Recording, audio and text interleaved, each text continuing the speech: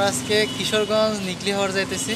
আমাদের সাথে আমাদের সব টিম পার্টনার আছে। এটা আমাদের রুবেল ভাই, তারপর হচ্ছে সাকিব ভাই, যার হেলমেট নাই, সেফটি গার্ড নাই, হেরে ল ঠিক না। আসসালামু আলাইকুম বন্ধুরা, আজকের এই যাত্রা শুরু হলো ঢাকা থেকে। শহরের ব্যস্ততা, গাড়ির হর্ন আর দম বন্ধ করা ভিড় পেরিয়ে আমরা বেরিয়ে পড়লাম বাইক নিয়ে নিকলি হাওরের উদ্দেশ্যে। রাস্তার হালকা বাতাস, দুপাশের সবুজ, ধীরে ধীরে মনের এক ধরনের শান্তি নেমে আসে।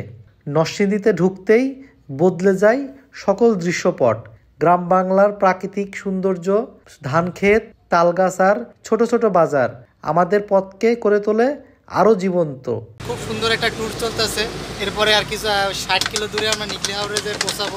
এই যে আমরা এই দোকানে, নরসিংদীর এই বিশাল এক দোকানে বসে আমরা কোকটোক খাইলাম। চাচা আমাদের সাথে চাচাটা আছে, ঠিক আছে, ঝালমুড়ি বানাচ্ছে, ঝালমুড়ি বানাতেছে আমাদের।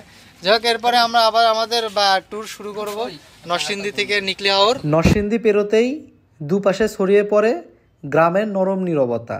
ধান খেতে বাতাসের ঢেউ, রোদে ঝিলমিল করে পুকুর। কিশোরগঞ্জের দিকে এগোতে এগোতেই চারপাশে স্থির জলের বিশাল সমুদ্র। দেখতে দেখতে হঠাৎই চোখে পড়ল নিকলি হাওরের প্রথম ঝলক।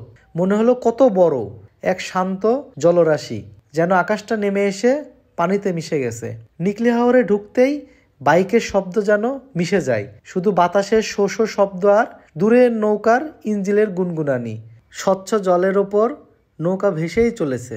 হাওরের মাঝখানে দাঁড়িয়েই মনে হয় এটাই যেন বাংলাদেশের সবচেয়ে শান্ত একটি জায়গা। এখানে নেই কোনো তারা, নেই কোনো ব্যস্ততা, শুধু প্রকৃতি, আকাশ আর জল, এক অনন্ত শান্তির ভ্রমণ। আজকের এই ঢাকা থেকে নরসিংদী হয়ে নিকলি হাওর যাত্রা আমাদের মনে করিয়ে দেয় সত্যিকারের সৌন্দর্য অনেক সময় খুব কাছেই লুকিয়ে থাকে, শুধু বেরিয়ে পড়তে হয়।